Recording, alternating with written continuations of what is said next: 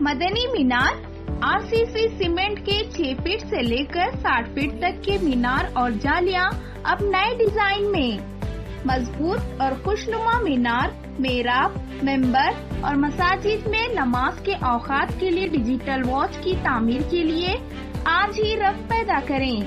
मदनी मीनार, Hagarga road, Gulbarga. Proprietor Ghulam Nabi. Contact 8197867426 84।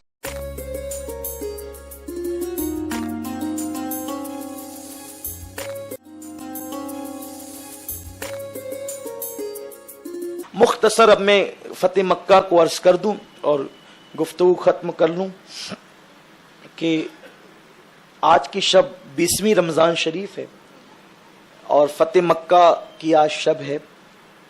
ये इस्लाम का बड़ा अजीम रोशन और तारीखी बाब है फतेह मक्का। जब जब भी फतेह मक्का का जिक्र होगा तो मुसलमानों के सीने खुशियों से मसरूर हो जाएंगे, आंखें ठंडी हो जाएगी, इसलिए कि मक्का मुकर्रमा सन 8 हिजरी में फतेह हुआ, यानी ठीक 8 साल पहले दुनिया ने अल्लाह के महबूब पैगंबर को इस तरह भी देखा कि हुजूर अलैहिस्सलाम बज़ाहिर बेसरो सामानी में मक्का छोड़ देते हैं और मक्का छोड़कर सिर्फ एक आदमी को साथ लेकर मेरे रसूल मदीने मुनव्वरा हिजरत करते हैं। सिर्फ 8 साल पहले की बात। 8 साल पहले एक अपने साथी को साथ लेकर मेरे रसूल मक्के से निकलते हैं, लेकिन ये अल्लाह के नबी का अज़्म था, गैबदानी थी कि जब मेरे रसूल ने काबे शरीफ का आखिरी तवाफ किया तो फरमाया, ए काबा तो मुझे बहुत महबूब है, अगर मेरी कौम मुझे न निकालती तो मैं कभी भी तुझे छोड़कर न जाता। ए काबा मैं जा रहा हूँ, लेकिन इंशाअल्लाह बहुत जल्दी लौट कर आऊँगा। मेरे रसूल सल्लल्लाहु अलैहि वसल्लम ने काबे से ये गुफ्तगू की कलाम किया और निकले सिद्दीक अकबर के घर आए। आकाए करीम ने अपने एक साथी के साथ हिजरत की, गारे सौर में 3 दिन तक क़याम किया। ये दास्तान आप जानते हैं। जब आका मदीने मुनव्वरा पहुंचे, इस्लाम को बड़ी फरोग नसीब हुई, तरक्की नसीब हुई, बड़ा फरोग नसीब हुआ, तरक्की मिली, लेकिन फिर भी मक्के वालों ने चैन से बैठने नहीं दिया। जंग पर जंग मुसल्लत की। पहली जंग जंग बद्र, जंग उहुद, जंग खंदक, बड़ी बड़ी जंगे हुजूर पर मुसल्लत की, लेकिन जंग खंदक कुफार मक्का की आखिरी कोशिश थी। पूरे अरब से सारे कबीलों को बहका करके उन्होंने लाए थे और हजारों की तादाद उनकी थी, लेकिन अल्लाह ने एक आंधी चलाई और वो आंधी की वजह से वो सब भाग गए। आका ने फरमाया, अब कभी ये नहीं आएंगे, इंशाअल्लाह हम जाएंगे। अब अल्लाह के रसूल ने फरमाया था। फिर मेरे आका सल्लल्लाहु अलैहि वसल्लम उम्रा की नीयत से मक्के से निकले और मदीने से निकले, मदीने शरीफ से, और मक्के की तरफ। हुदैबिया के मैदान में आपको रोक दिया गया कि हम आपको उम्रा नहीं करने देंगे। मुशरिक उम्रा करें, बुत परस्त उम्रा करें, जाहिल उम्रा करें, लेकिन महबूब खुदा को उम्रा की इजाजत नहीं। जुल्म की हद, जुल्म की इंतहा। लेकिन जब हुदैबिया के मैदान में मेरे रसूल एहराम की हालत में रुक गए तो फिर अल मुख्तसर ये, क्योंकि सुलह हुदैबिया भी बताना मेरा मकसद नहीं है, फतेह मक्का का जिक्र है, लेकिन थोड़ा सा उससे आपको मैं टच कर दूं कि उन्वान कनेक्ट हो जाए कि फतेह मक्का की तमहीद क्या है। आका एहराम की हालत में अपने कमोबेश 1500 सहाबा के साथ बगैर हथियार के आए हैं। वो कहते हैं कि आप मक्के पे कब्जा करने के लिए आए हैं और आप इसी बहाने कब्जा करोगे। आका फरमाते हैं, अगर मुझे लड़ना होता या मक्के पे कब्जा करना होता तो मैं एहराम बांध के क्यों आता? हम तो उम्रा के लिए आए, हमें जाने दो, हम वादा करते उम्रा करके वापस चले जाए, का नहीं करने देंगे। आखिरकार सुलह का मामला हुआ और मुआहदे की बात हुई। सारी शर्तें उन्हीं की मानी गई। सहाबा तड़प तड़प गए, या रसूल अल्लाह हम इतनी दब कर सुलह क्यों कर रहे हैं, हम इतनी दब कर सुलह क्यों कर रहे हैं, क्या हम हक पर नहीं हैं, क्या हम हक पर? आका फरमाते हैं, हम हक पर हैं और जो कुछ हो रहा है अल्लाह की मर्जी से हो रहा है, बेहतर होगा। सुलह के अंदर ये बात तय हुई थी कि 10 साल तक अब हम एक दूसरे से जंग नहीं करेंगे। 10 साल तक अब हम एक दूसरे से जंग नहीं करेंगे। गालिबन ये मुआहदा 6 हिजरी में हुआ। 10 سال تک کہ ہم ایک دوسرے سے جنگ نہیں کریں گے. اس کے بعد دوسری شرط یہ بھی تھی کہ جو قبیلہ عرب کا چاہے وہ تمہارے ساتھ اتحاد کر لے, جو چاہے ہمارے ساتھ کر لے, لیکن جو ہمارے ساتھ اتحاد کر چکا ہے تم ان کے ساتھ بھی جنگ نہیں کرو گے, اور جو تمہارے ساتھ اتحاد کر چکا ہے مجھ سے بھی جنگ ہم بھی نہیں کریں گے. اور اس کے بعد ساری شرطیں انہی کی کہ اگر کوئی شخص مکے سے مدینے آنے چاہے تو نہیں آ سکتا ہجرت کر کے, لیکن اگر کوئی مدینے سے معاذ اللہ مدینہ چھوڑ کر مکہ آنا چاہے تو آ سکتا ہے. بلکہ ایک صحابہ آئے بھی مسلمان ہو کر مدینہ شریف, حضور نے کہا کہ ہم معاہدہ کر چکے, آپ واپس چلے جاؤ. آقا نے ان کو واپس کر دیا. یعنی اتنے معاہدے کی پابندی ہوتی رہی. بلکہ جب معاہدہ اللہ اکبر لکھا گیا تو آخری میں یہ لکھا, یہ معاہدہ محمد الرسول اللہ کی طرف سے ہے. تو انہوں نے کہا ہم یہ نہیں مانیں گے, یہ لکھو کہ محمد ابن عبداللہ کی طرف سے, رسول مان لے تو سب جھگڑا ہی ختم ہو جائے. معاہدہ حضرت علی مرتضی لکھ رہے تھے, آپ کے ہاتھ میں قلم تھا, کیونکہ حضور علیہ السلام کی عادت کریمہ تھی, حضور دوسروں سے لکھواتے تھے, خود نہیں لکھتے تھے. اور یہ اس زمانے کے اندر جو ہے یہ بڑوں کا مزاج تھا کہ جو لوگ اعلیٰ مراتب پر فائز ہوتے وہ لکھواتے تھے. اس سے کچھ لوگوں کو مغالطہ ہوا کہ حضور کو لکھنا نہیں آتا تھا معاذ اللہ. حالانکہ حضور علیہ السلام کو قرآن کے نزول سے قبل حضور علیہ السلام لکھتے پڑھتے نہیں تھے, لیکن جب قرآن نازل ہو گیا تو پھر حضور پڑھتے بھی تھے اور لکھتے بھی تھے. اس کا ذکر ابھی ہم کر رہے ہیں. تو مولا کائنات کو حضور علیہ السلام نے کہا کہ علی, یہ جو کہتے ہیں نا کہ محمد الرسول اللہ کاٹ دو تو کاٹ دو. حضرت علی نے قلم رکھ دیا نیچے, میں نہیں کر سکتا حضور, یہ میں نہیں کر سکتا.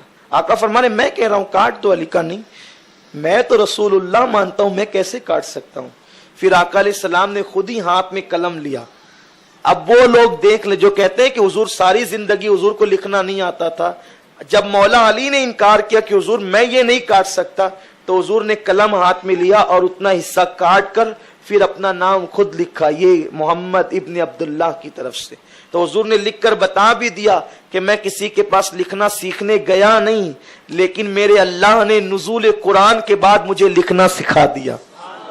نزول قرآن سے پہلے کیوں نہیں لکھتے تھے, کیوں نہیں پڑھتے تھے؟ اس لیے کہ اگر حضور نزول قرآن سے پہلے لکھنا پڑھنا جو ہے وہ بظاہر لوگوں کے سامنے ظاہر فرما دیتے تو لوگ یہ کہتے کہ محمد دوسروں کی کتابیں پڑھ پڑھ کے اب ایک قرآن نیا بنا کر کے لائیں. تو اللہ کی حکمت یہ تھی کہ محبوب آپ نزول قرآن سے پہلے نہ لکھیں گے نہ پڑھیں گے, تاکہ لوگوں کو پتا چلے کہ جو کسی کے پاس نہ لکھنے گیا ہو, نہ پڑھنے گیا ہو, نہ جس نے کبھی کتاب ہاتھ میں لی ہو, اگر وہ قرآن پڑھ کے سنا رہا ہے تو یقیناً قرآن اللہ کی نازل کردہ کتاب ہے.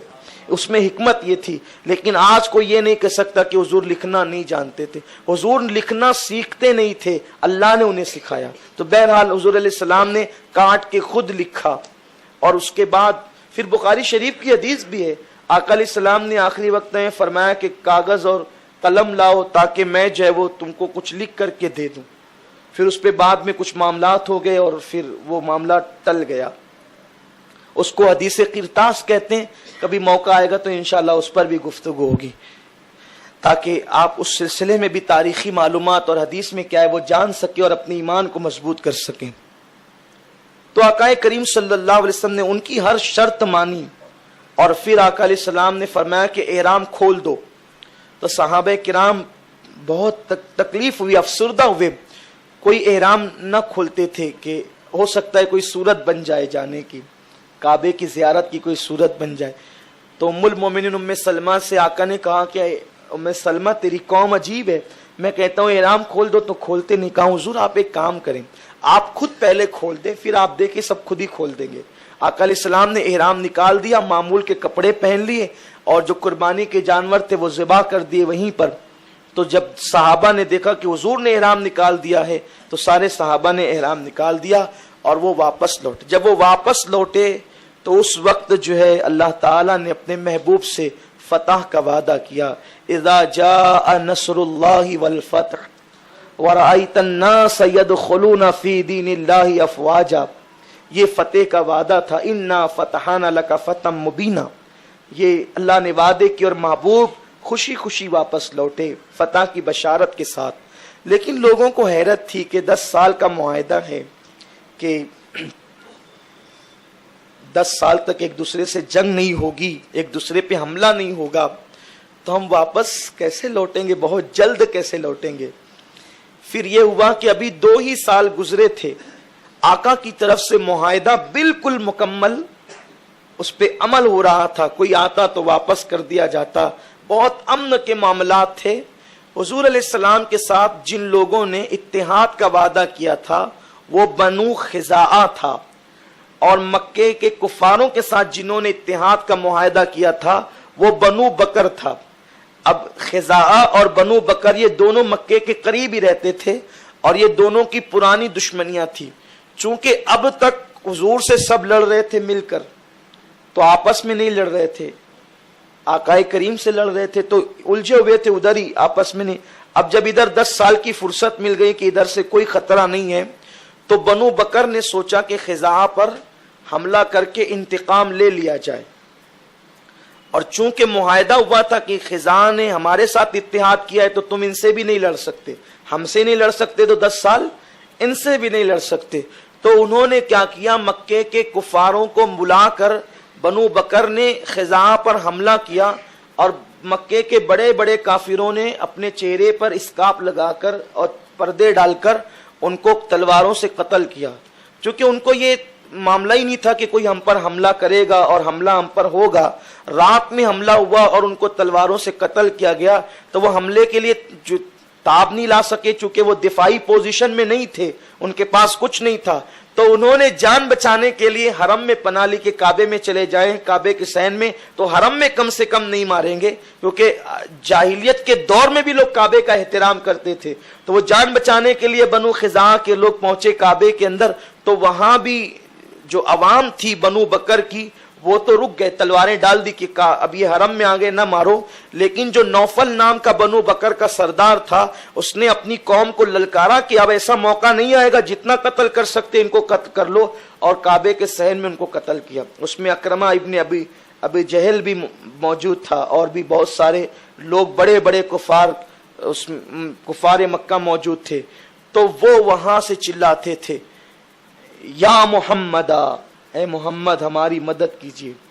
ام المومنین ماں ام سلمہ فرماتی ہے، شارح بخاری علامہ زرقانی رحمت اللہ تعالی علیہ لکھتے ہیں کہ ام المومنین ماں ام سلمہ فرماتی ہے کہ حضور آدھی رات کے وقت وضو کر رہے تھے۔ کہاں کر رہے تھے؟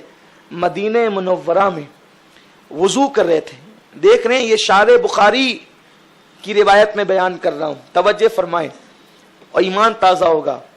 اچھا، بنو خزاعہ بھی کافر تھے، لیکن چونکہ حضور سے اتحاد ہو گیا تھا، وہ مومن، ابھی انہوں نے ان کے پورے قبیلے نے کلمہ نہیں پڑھا تھا، تو حضور وضو فرما رہے تھے آدھی رات کو، اور وضو کرتے وقت حضور نے اچانک کہا لبیک لبیک لبیک نصرتا نصرتا نصرتا۔ حضور نے 3 بار کہا میں حاضر ہوں، میں حاضر ہوں، اور تمہاری مدد کی گئی، تمہاری مدد کی گئی، یوں اعلان کیا۔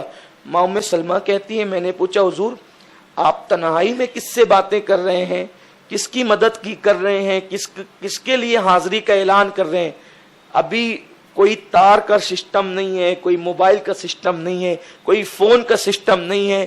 مکہ مکرمہ سے مدینہ منورہ کا فاصلہ 450 کلومیٹر کا ہے، ادھر وہ حادثہ ہو رہا ہے۔ ام سلمہ ماں پوچھتی ہے کہ حضور آپ کس کو مدد کے لیے آواز دے رہے ہیں کہ میں حاضر ہوں حاضر ہوں؟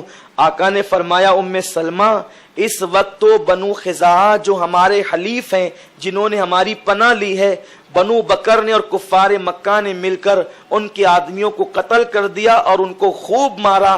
تو جب وہ مار کھا رہے تھے تو مجھے مدد کے لیے پکار رہے تھے، تو میں ان کی مدد پر ان کی دھاڑس بندھا کر یہاں سے آواز دے رہا تھا۔ اب آپ مجھے بتائیں نا کہ اگر کافر مکے سے مدد کے لیے پکارے تو میرا نبی مدینے میں بیٹھ کر لبیک لبیک کہتا ہے، اگر مالیگاؤں سے مومن اغیثنی یا رسول اللہ پکارے تو کیا مدینے سے میرے مصطفیٰ کی مدد نہیں آئے گی؟ یہ میں حدیث پیش کر رہا ہوں، حدیث پیش کر رہا ہوں۔ حضور نے لبیک لبیک کہا، میں حاضر ہوں کہا، اور نصرت کی بشارت بھی دی۔ اور اس کے بعد ابھی یہ بات حضور اور ام سلمہ تک تھی، 3-4 دن کے بعد وہ جو بنو خزاعہ کا قافلہ تھا وہ واپس حضور کی بارگاہ میں آیا. حضور فجر کی نماز کے لیے گئے تھے اور انہوں نے ساری داستان غم سنا دی. 13 لوگوں کو قتل کر دیا گیا تھا, وہ بھی کعبہ شریف کے صحن میں. آقا علیہ السلام نے فرمایا کہ تم جاؤ, میں تمہاری ضرور مدد کروں گا انشاءاللہ. اور اس کے بعد پھر وہ گئے تو آقا کریم صلی اللہ علیہ وسلم, دیکھیں انداز دیکھیں میرے رسول کا, چونکہ مکے والوں سے معاہدہ تھا انہوں نے توڑ دیا. تب آقا کریم صلی اللہ علیہ وسلم نے لکھا 3 شرطیں. نمبر 1 کہ جتنے لوگوں کو تم نے قتل کیا ہے, چونکہ مل کر کے تم نے قتل کیا ہے, تو تم نے جتنے لوگوں نے مل کر کے قتل کیا, جتنے لوگوں کا, وہ سب کا خون بہا ادا کرو. ان کی دیت تمہیں دینی ہوگی, اس کا جرمانہ تم کو دینا ہوگا, جو بھی طے ہوگا وہ. اگر یہ نہیں کرتے تو دوسری شرط یہ ہے کہ تم یہ اعلان کر دو کہ ہم نے بنو بکر کو اپنا دوست تو نہیں رکھا, ہم ان سے الگ ہوئے, ان کو الگ کر دیا. پھر بنو بکر کو نپٹنا ہمارا کام ہے, کیونکہ اس نے ہمارے دوستوں سے, حلیفوں سے غداری کی ہے. تو تم اعلان کر دو کہ بنو بکر کے ساتھ ہمارا کوئی تعلق نہیں. اگر یہ دوسری شرط بھی نہیں مانتے تو تیسری پھر شرط یہ ہے کہ تمہارا اور ہمارا جو 10 سال کا معاہدہ ہوا تھا وہ ختم. تینوں میں کیا منظور ہے؟ تو ایک کھڑا ہوا اور اس نے کہا کہ محمد سے جا کے کہہ دو کہ معاہدہ ٹوٹ گیا. 10 سال کا جو معاہدہ ہوا تھا وہ 2 سال میں ہی ٹوٹ گیا. قاصد خبر لے کر کے چلا. اب قاصد کے جانے پر ان کے کچھ لوگ, دیکھو ہر طبقے میں, ہر قوم کے اندر کچھ لوگ ایسے ہوتے ہیں جو بہت ذہین ہوتے ہیں. تو کچھ جو ذہین لوگ تھے, سنجیدہ لوگ, انہوں نے کہا تم نے بہت برا کیا, معاہدہ توڑ کر تم نے بہت بری بات کی. اب دیکھنا محمد تمہیں چھوڑیں گے نہیں, کیونکہ تم نے جو ہے وہ ان کے حلیف قبیلے پر حملہ کیا. تو انہی دنوں ابو سفیان ابن حرب, یا ابو سفیان ابن حرب کون ہے؟ وہی جس کی وجہ سے بدر کی جنگ ہوئی, احد کی کے معاملات میں آگے رہا, مکے کا سردار تھا. اس کی بیوی ہندا تھی, یعنی یہ حضرت امیر معاویہ کے باپ ہوتے ہیں. بعد میں انہوں نے بھی اسلام قبول کیا.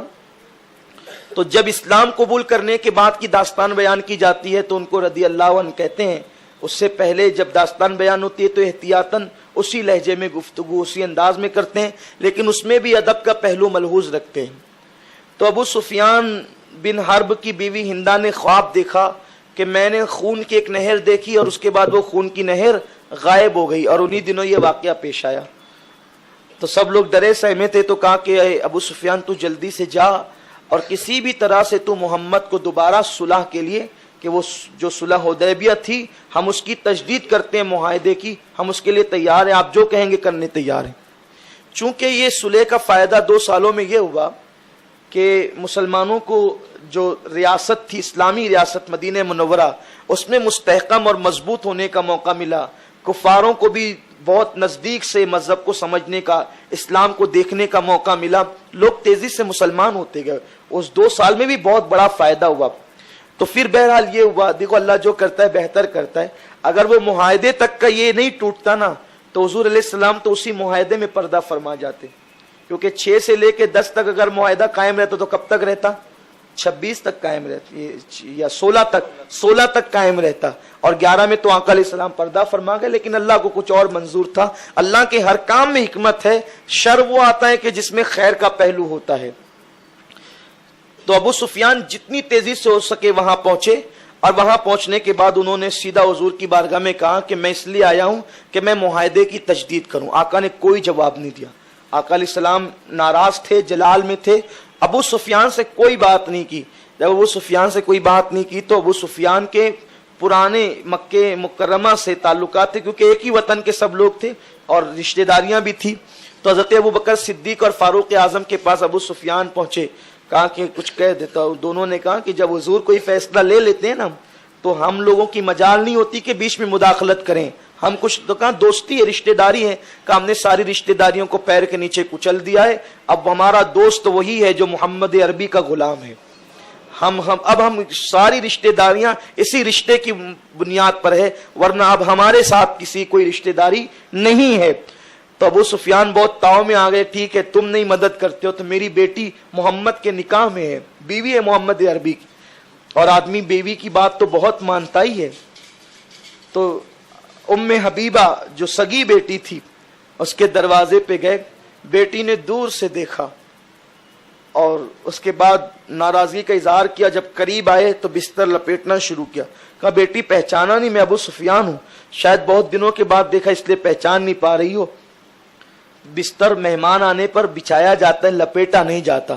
کہا ابو سفیان میرے نبی کا پاک بستر ہے, تو ناپاک ہے, اور سن میرے نبی کے پاک بستر پر تو بیٹھنے کے قابل نہیں ہے. تو کہا بیٹی تو ایسا کہتی؟ کہا ہاں, سارے رشتے محمد کی بنیاد پر ہے, مصطفیٰ کی بنیاد پر ہے. پدر مادر برادر جان و مال ان پر فدا کر دے, سب فدا کر دیا ہے. ابو سفیان جب وہاں نہیں بنی تو وہاں سے نکلے. ایک آخری چوکھٹ تھی جسے علی کی چوکھٹ کہا جاتا ہے, سیدہ فاطمہ کی چوکھٹ. وہاں آئے, مولا علی سے سیدہ فاطمہ سے کہا کہ تم لوگ کچھ کرو, تمہاری بہت سنی جاتی ہے. مولا علی نے کہا کہ ہم کچھ نہیں کر سکتے, حضور نے جو فیصلہ لے لیا ہم کچھ نہیں کر سکتے, آقا کے فیصلے پر کوئی آگے نہیں جا سکتا. تو امام حسن 5 سال کے غالباً تھے, سامنے بیٹھے ہوئے تھے. ابو سفیان نے امام حسن سے کہا بیٹے تم کہہ دو کہ میں نے مکے والوں کو پناہ دے دی, آج سے دنیا تمہیں عرب کا سردار مان لے گی. سیدہ فاطمہ نے فوراً کہا نہیں بیٹے, ان سارے معاملات میں بچوں کو مداخلت کرنے کا حق کیا ہے. اور اس کے بعد مولا علی نے کہا دیکھ ابو سفیان, میں تجھے ایک مشورہ دیتا ہوں, حالانکہ کوئی فائدہ نہیں ہوگا, جب میری چوکھٹ سے آیا ہے تو خالی نہ جا. ایک مشورہ تجھے دیتا ہوں کہ تو جا مسجد میں اور جا کے اعلان کر دے کہ میں نے صلح کی تجدید کر دی. ممکن تو نہیں لگتا کہ حضور جواب دیں گے, اگر جواب دیے تو تیرا کام بن جائے گا, ورنہ تو واپس چلا جا. بہرحال وہ مسجد میں گئے اور جانے کے بعد اعلان کیا کہ میں نے صلح کی تجدید کر دی. کسی نے کوئی جواب نہیں دیا, وہ واپس پلٹے. جب واپس پلٹے تو وہاں جا کر کے ان لوگوں نے پوچھا کہ کیا خبر ہے. کہا کہ یہ ساری داستان سنائی اور کہا کہ میں نے خود اعلان کر دیا ہے. تو کہا انہوں نے جواب کیا دیا؟ کہا کوئی جواب نہیں دیا. تو کہا کہ یہ صلح بھی نہیں ہوئی اور جنگ بھی نہیں ہوئی, اب کیا سمجھ سکتے ہیں. بہرحال وہ ادھر بے چین تھے.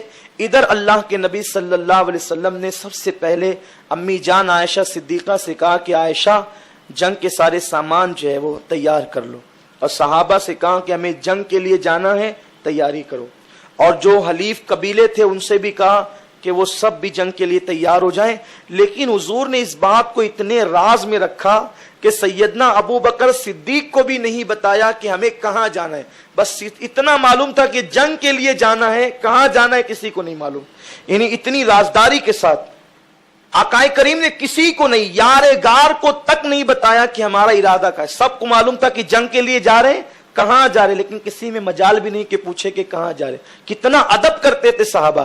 ام المومنین ماں عائشہ کے پاس صدیق اکبر گئے, ان کے گھر میں بیٹی تھی, آنا جانا تھا.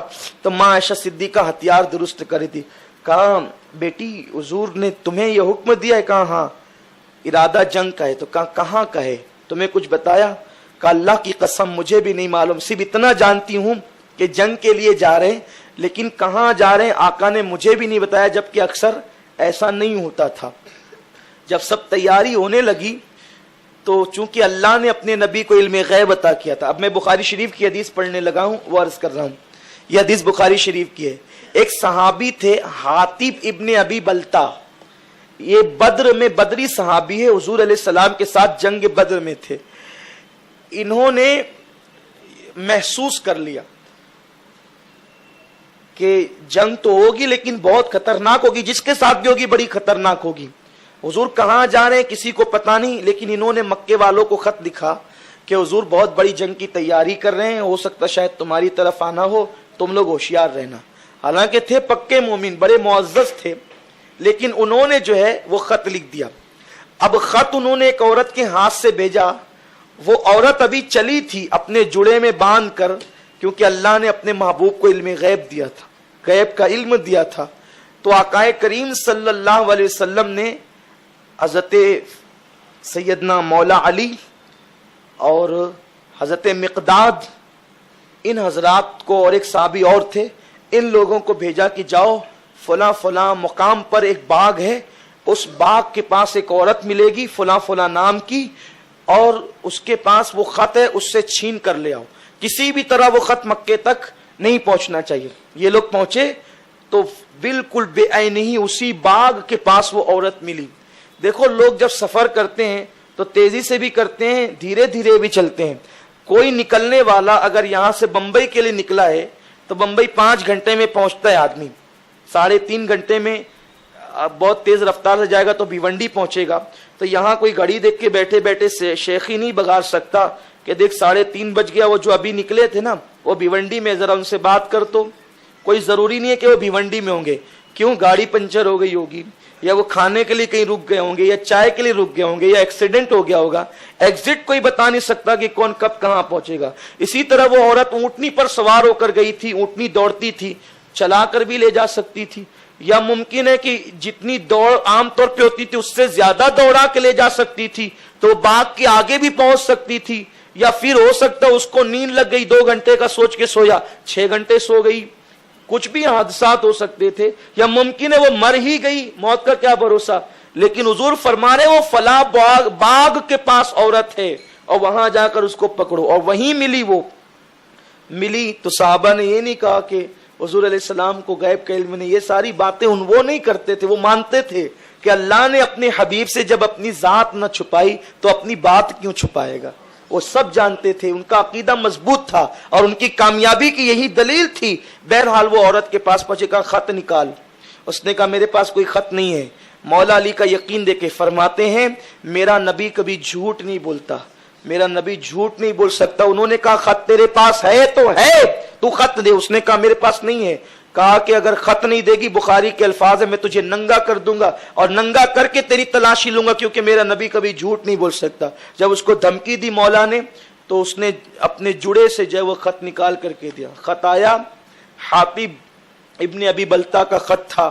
فاروق اعظم تیش میں آ گئے، تلوار نکالی، حضور اس منافق کو قتل کر دوں گا، اس نے بہت بڑا جرم کیا ہے. میرے آقا فرماتے ہیں عمر ٹھہرو، بات کرنے دو. میرے رسول نے فرمایا حاطب کیا بات ہے؟ کہا یا رسول اللہ میرا ایمان ہے کہ حضور کو اللہ ضرور فتح عطا فرمائے گا، میرا یہ خط مکے والوں کو کوئی فائدہ نہیں پہنچا سکے گا. کہا خط کیوں لکھا؟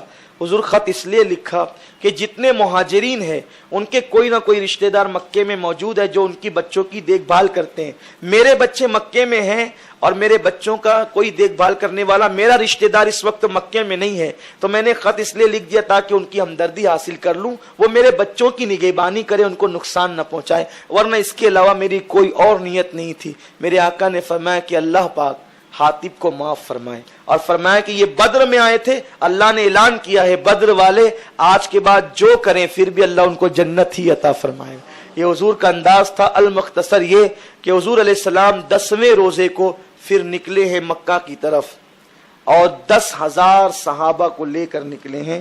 رستے میں اور بھی 2,000 لوگ الگ الگ قبیلے سے آ کے ملے، 12,000 کا لشکر ہو گیا. دنیا کو اللہ نے دکھا دیا یہ نبی جو ایک صحابی ابو بکر کو لے کر نکلے تھے اب جا رہے ہیں تو فاتحانہ شان سے جا رہے ہیں. 10 سے 12,000 صحابہ کا لشکر ہیں، ہاتھوں میں چمکتی ہوئی تلواریں ہیں. اسلام کا معاملہ بالکل بدل گیا ہے. اب وہ ٹوٹی ہوئی تلواریں نہیں، اب وہ کھجور کی ٹہنیاں نہیں، اب بدن پر زرہ بھی ہے، سروں پر خود بھی ہے، ہاتھوں میں تلواریں بھی ہیں. اللہ کے رسول صلی اللہ علیہ وسلم جا رہے ہیں، میرے آقا علیہ السلام نکل رہے ہیں، اور جب نکلے ہیں فاتحانہ شان سے مکہ مکرمہ سے 1 میل پہلے حضور ایک مقام پر رکے تو فرمایا ایک کام کرو، ہر آدمی اپنا اپنا چولہا الگ الگ جلائے. جب الگ الگ آدمیوں نے چولہا جلایا، 10 سے 12,000 آدمیوں نے چولہا جب جلایا تو پوری وادی جو ہے وہ آگ کے شراروں سے روشن ہو گئی.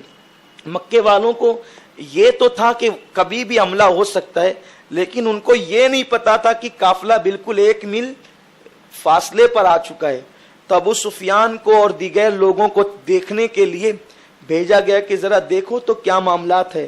جیسے یہ لوگ آئے تو یہ سب پوری وادی دیکھ کر کے پریشان ہو گئے کہ اتنی آگ، اتنے لوگ، یہ کہاں سے آئے، کون ہے.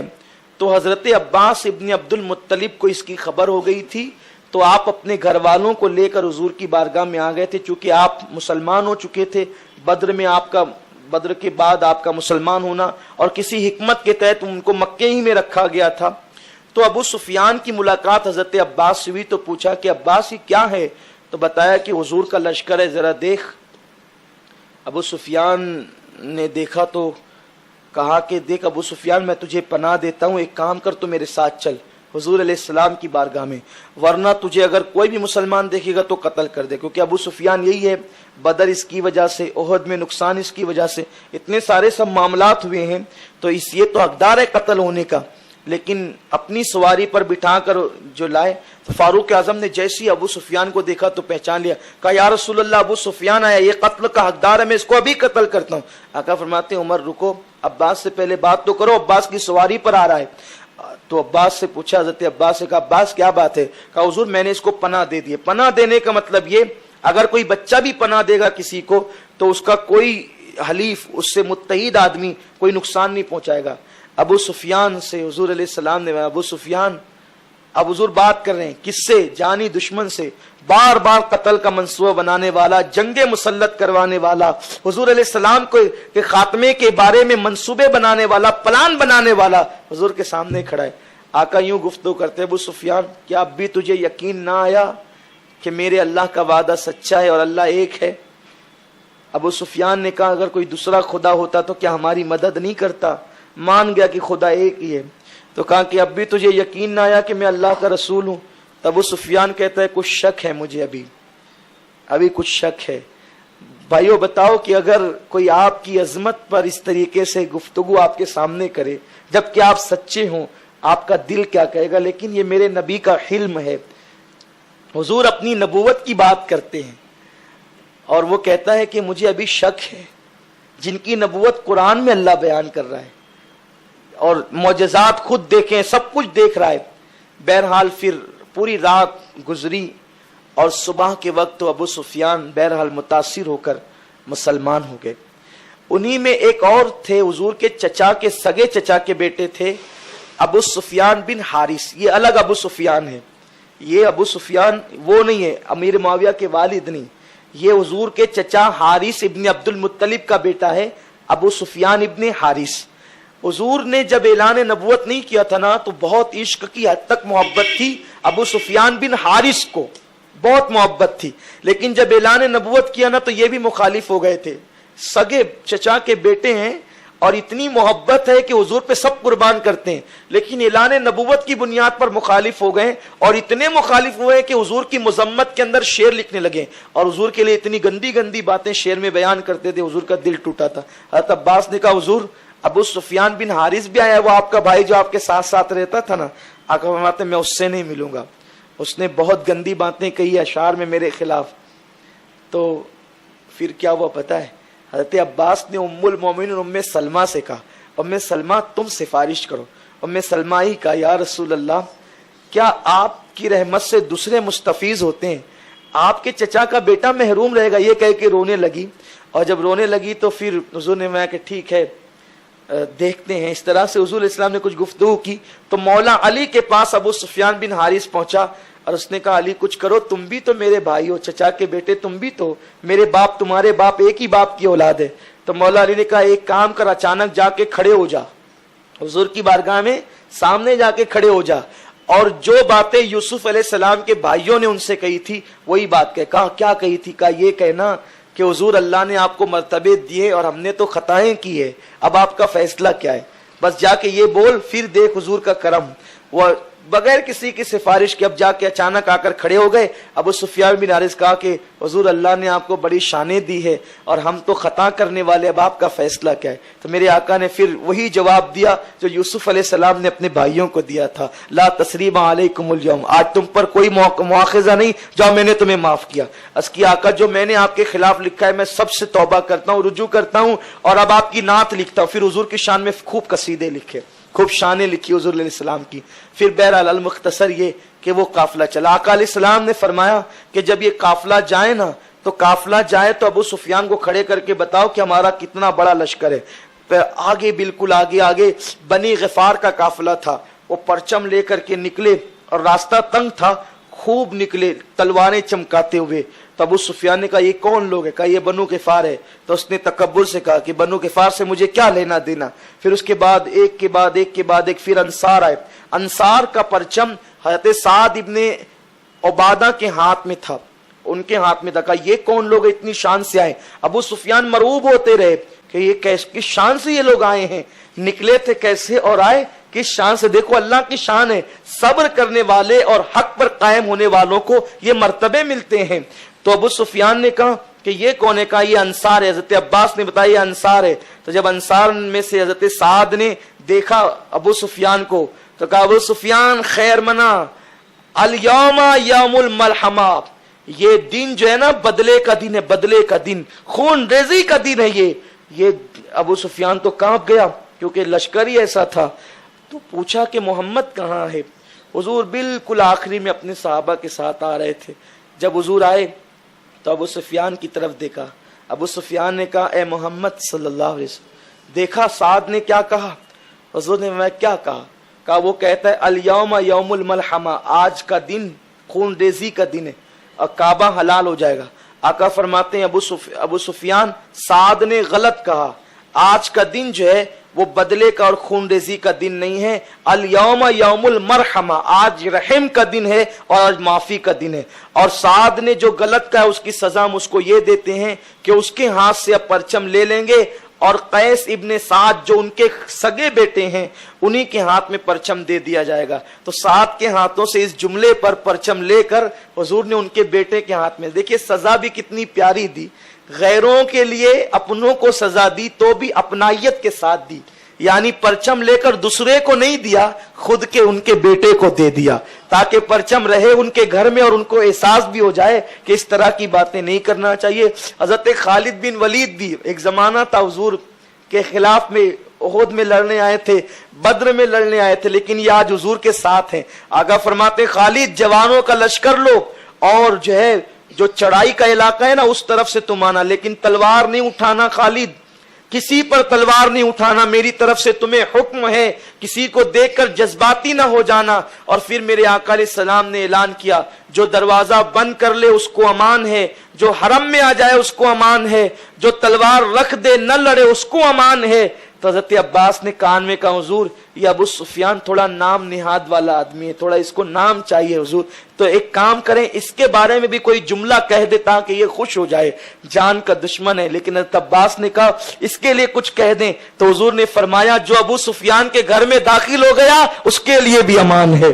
ابو سفیان خوشی خوشی دوڑ کر نکلے اور اعلان کرنے لگے کہ دیکھو حضور نے اعلان کر دیا ہے جو میرے گھر میں آ گیا اس کو امان ہے. اور اس کے بعد میں ان کا لشکر دیکھ کر کے آ رہا ہوں، کوئی ان سے لڑے نہ، تم ان سے لڑ نہیں سکتے، تم ان سے جیت نہیں سکتے، بہت بڑا لشکر جرار وہ لے کر آ رہے ہیں. ابو سفیان کی بیوی ہندا نے موچیں پکڑ لی، کہا کہ میں تجھے قتل کروا دوں گی، تو بزدل ہو گیا ہے، لڑنے کی بات نہیں کرتا. سارے قبیلے کے لوگ آ گئے. ابو سفیان نے کہا میں دیکھ کر آ رہا ہوں، یہ لڑنے جھگڑنے کا وقت نہیں ہے. حضور نے امان کی بات کی، جو میرے گھر میں داخل ہو گیا امان. کہا تیرے گھر میں سب تو نہیں آ سکتے. کہا جو کعبے میں حرم میں گیا اس کو بھی امان. تو کہا سب حرم میں بھی نہیں آ سکتے. کہا جو دروازے بند کر دے اس کو بھی امان، جو تلواریں رکھ دے اس کو بھی امان. اس شان سے میرے نبی داخل ہوئے. لیکن آقا داخل ہوئے تو کسی نے مزاحمت مقابلہ نہیں کیا. لیکن ادھر اکرمہ ابن ابی جہل، اکرمہ کا بیٹا ابو جہل، ان لوگوں نے کچھ چھیڑخانی کی اور لڑائی ہوئی. جب تلواروں کے چمکنے کی آواز آئی تو آقا علیہ السلام نے ناراض ہو کر فرمایا وہ تلواریں جو چمک رہی وہ خالد کی ہیں؟ کہا ہاں. میں نے منع کیا تھا پھر تلواریں کیوں چمک رہی ہے؟ تو حضور سے عرض کیا گیا یا رسول اللہ خالد نے شروعات نہیں کی ہے، شروعات اکرمہ کی طرف سے ہوئی، کفار کی طرف سے ہوئی. 3 مسلمان شہید ہو گئے، اس بنیاد پر مجبوراً تلوار اٹھائی گئی. تو حضور علیہ السلام نے کہا چلو جو اللہ جو کرتا ہے بہتر کرتا ہے. 13 ان کے آدمی مرے، 3 مسلمان شہید ہوئے. اور اس کے بعد پھر میرا نبی جو ہے وہ کعبۃ اللہ شریف کے صحن میں آیا. آقا کریم آئے تو حضور علیہ السلام نے سب سے پہلے پوچھا گیا حضور آپ کہاں اتریں گے؟ تو آقا نے فرمایا میری بہن ام ہانی کے گھر میں اتروں گا. یہ مولا علی کی سگی بہن تھی جہاں سے حضور معراج پر گئے، تو انہی کے گھر اترے. میرے آقا نے سب سے پہلے غسل کیا. غسل کرنے کے بعد حضور کو بھوک لگی تھی، چونکہ رمضان شریف کا مہینہ تھا اور سفر میں روزہ ختم کر دیا گیا تھا، جہاد کے موقع پر روزہ چھوڑنے کی اجازت ہے.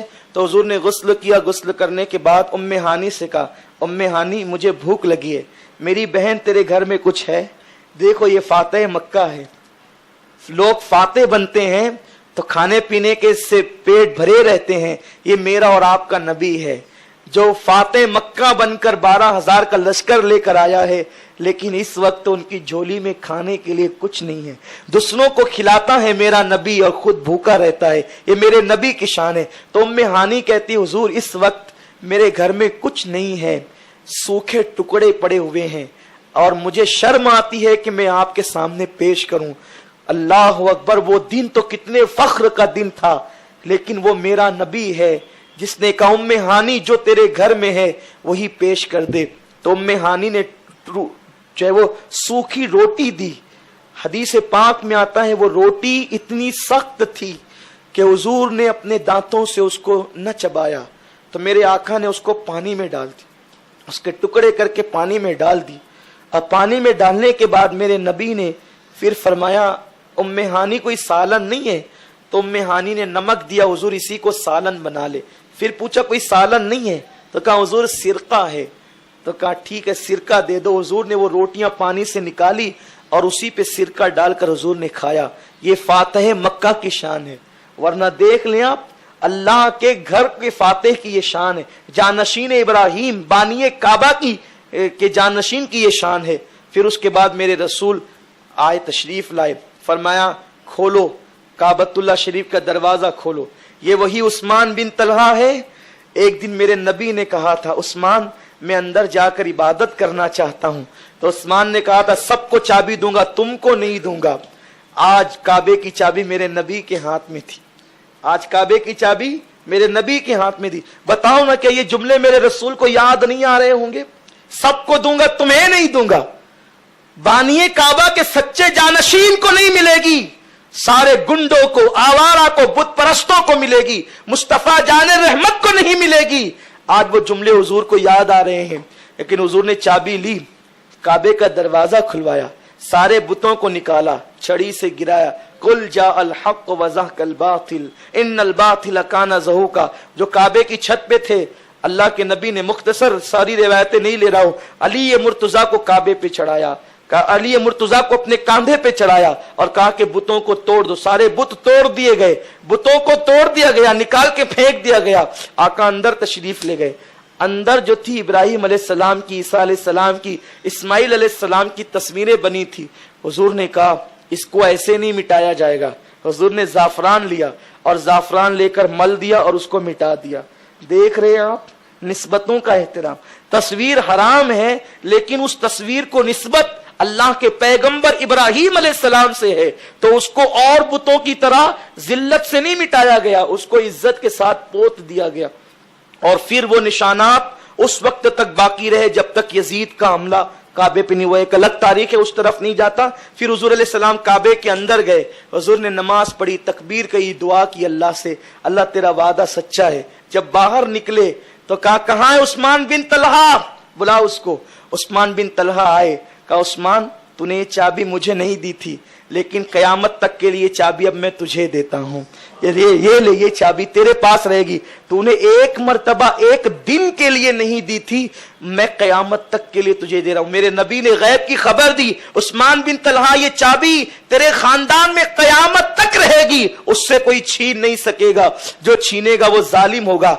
आज भी हुकूमतें बदलती गई, कभी शियों की हुकूमत आई, कभी किसकी आई, कभी किसकी आई, कभी किसकी आई, लेकिन काबे की चाबी उस्मान बिन तलहा की औलाद में आज भी है और इंशाअल्लाह कयामत तक रहेगी।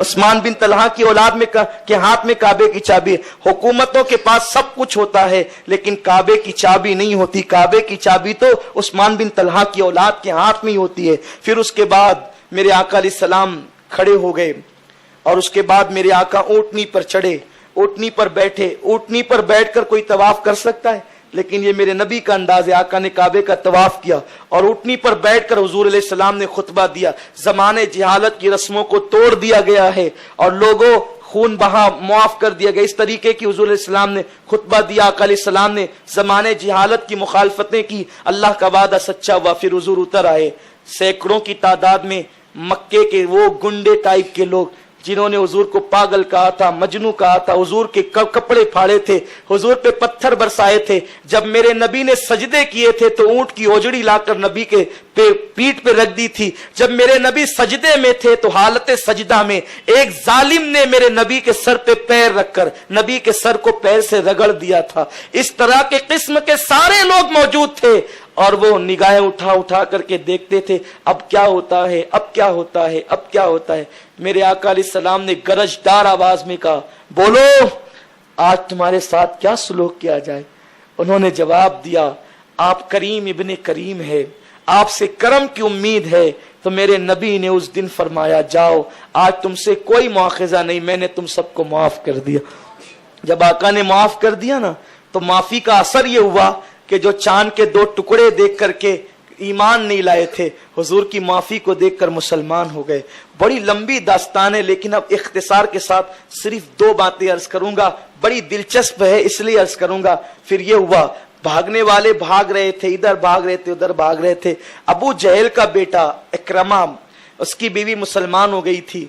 चूंकि कुछ 3 या 4 लोग थे या 7 लोग जिनके लिए ऐलान था, जहां मिले कत्ल करो, जहां मिले कत्ल करो, यानी कि ब्लैक लिस्ट में आप कह लीजिए जिनका नाम था, उनमें से इकरमा, वहशी, हिंदा और 2-3 लोग इसके अलावा और थे। आका अलैहिस्सलाम की बारगाह में इकरमा की बीवी आई। चूंकि इकरमा यमन की तरफ भाग गया था, इकरमा की बीवी कहा, हुजूर मैंने कलमा पढ़ लिया है, आपने इकरमा के कत्ल का ऐलान किया है तो आप उसको माफ नहीं करेंगे। इकरमा यमन भाग गया है। उसकी बीवी को हुजूर ने फरमाया कि ले आओ उसे, मैं माफ कर दूंगा। अबू जहल का बेटा, जानी दुश्मन का बेटा और खुद भी बड़ा दुश्मन, कट्टर दुश्मन, इकरमा आए, आ तो गए, लेकिन दिल अंदर से नहीं हुआ कि नफरत जो, अब इतना बाप इतना कट्टर दुश्मन था, नफरत जो दिलो दिमाग में भर गई थी। इकरमा को यमन से लाया गया या यमन के रास्ते से लाया गया। 2 रिवायतें मिलती है, क्योंकि यमन पहुंचने की भी है और रास्ते से लाने की भी है, लेकिन मुझे ज्यादा मोतबर रिवायत रास्ते की पता चलती है, क्योंकि हुजूर अलैहिस्सलाम तो खुद 40 दिन वहां कयाम किए। तो बहरहाल लाया गया तो इकरमा फिर निकला, कहा कि नहीं मुझे माज़अल्लाह मोहम्मद का कलमा नहीं पढ़ना है। और उसने सोचा कि एक काम करते हैं कि जब बीवी ने पकड़ के ला ही लिया है तो छलांग लगा देते हैं एक कुएं के अंदर। कुएं बड़े बड़े होते थे ना, वो जीने वाले, कुएं में छलांग लगा के मर जाते।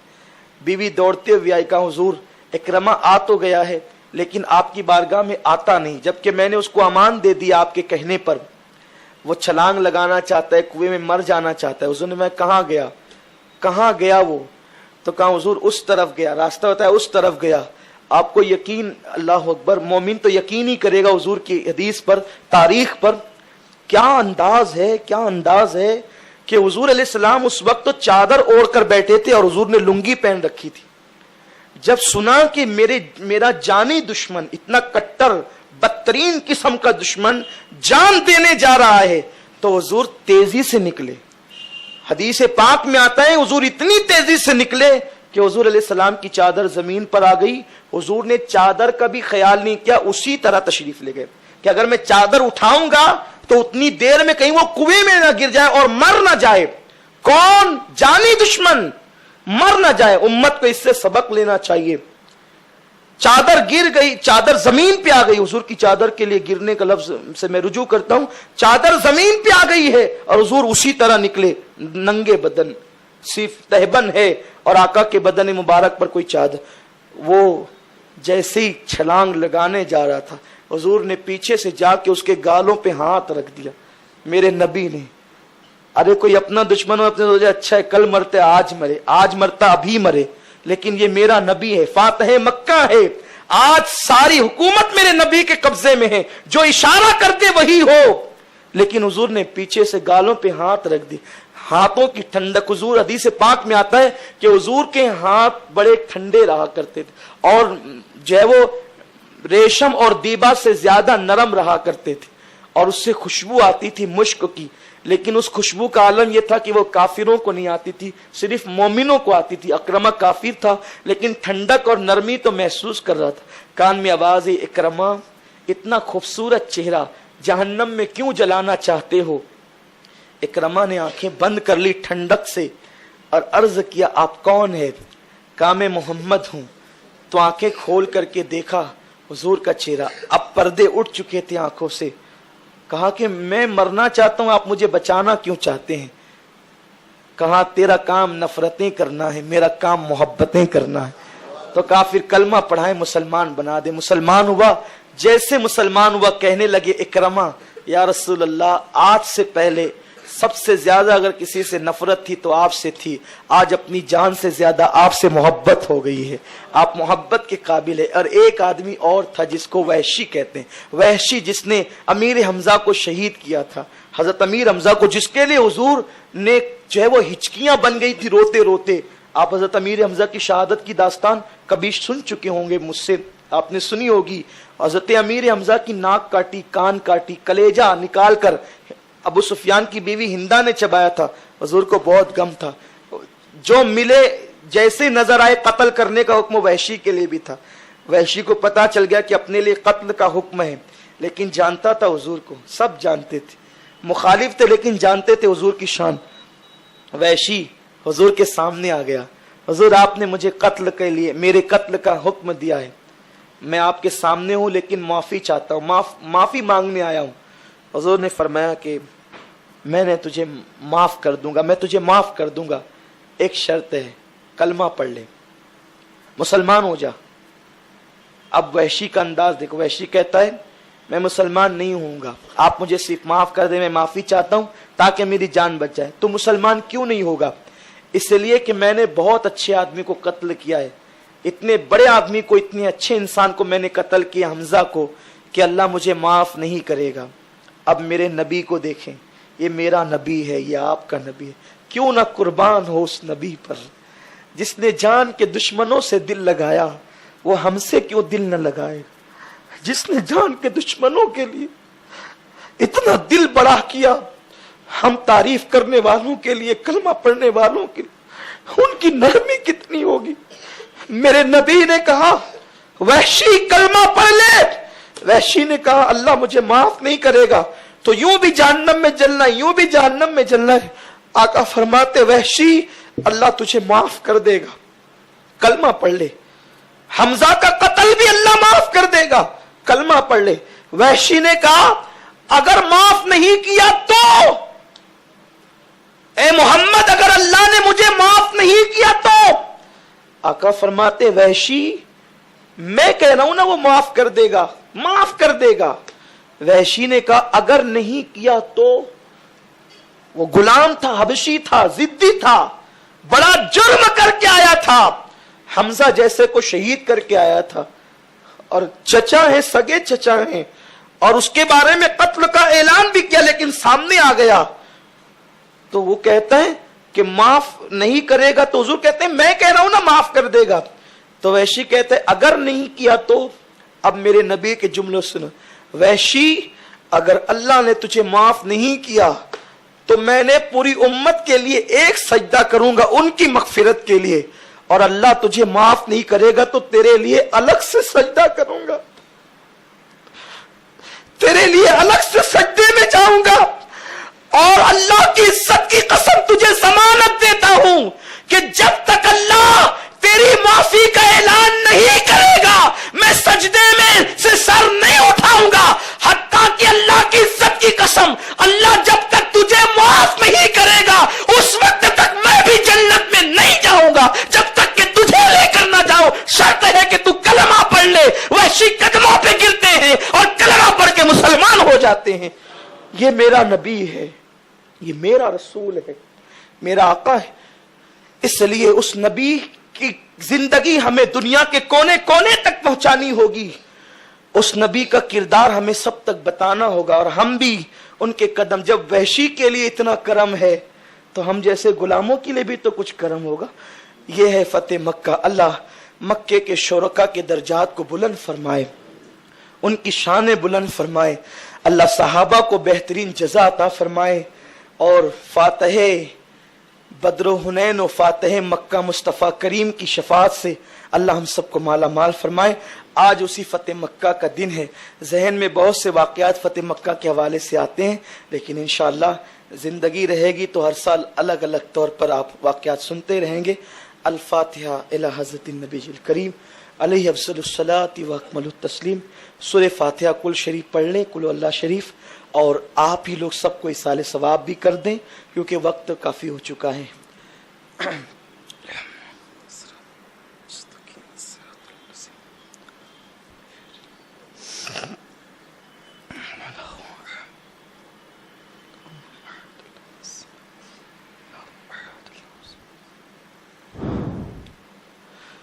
अन्नल्लाह व मलाइकतहु युसल्लूना अलन नबी या अय्युहल्लज़ीना आमनू सल्लु अलैहि व सल्लिमू तस्लीमा। अल्लाहुम्मा सल्लि अला सय्यदिना मौलाना मुहम्मदिन मादिनिल जुदी वल करम व आलिहिल किराम अजमईन। सलातु व सलामन अलैका या जद्दल हसन वल हुसैन व उफ़व्विदु अमरी इलल्लाह इन्नल्लाह बसीरुम बिल इबाद।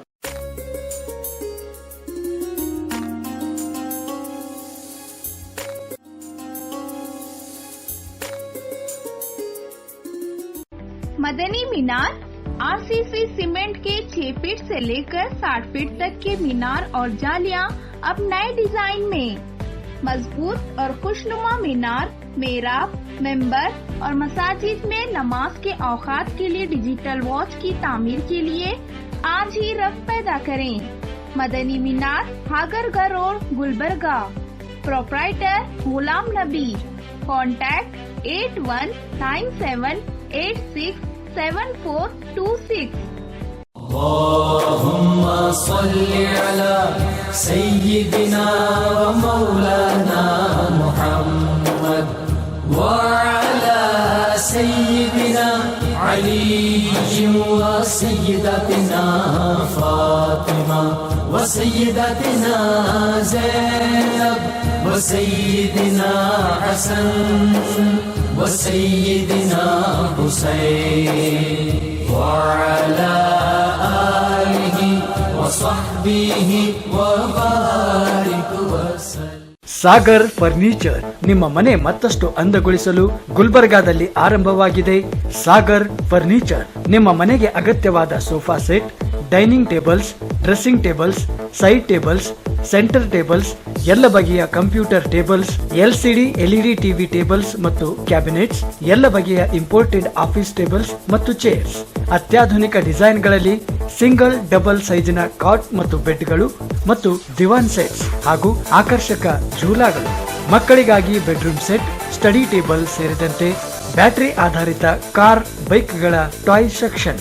ಇದರೊಂದಿಗೆ ವಿವಿಧ ಕ್ರೋಕರಿ ಐಟಮ್ಸ್, ಗಿಫ್ಟ್ ಆರ್ಟಿಕಲ್ಸ್, ಬಗೆ ಬಗೆಯ ಲ್ಯಾಂಪ್ಸ್, ಝೂಮರ್ಗಳು ಮತ್ತು ಫ್ಲವರ್ ಪಾಟ್ಗಳು. ಭೇಟಿ ಕೊಡಿ Sagar furniture, Noor complex opposite Al Sharayi college, MSK mill road, Gulbarga. Phone 250906 ಮತ್ತು 239777. ಮೊಬೈಲ್ ಸಂಖ್ಯೆ 9535100786 ಮತ್ತು 9945281020.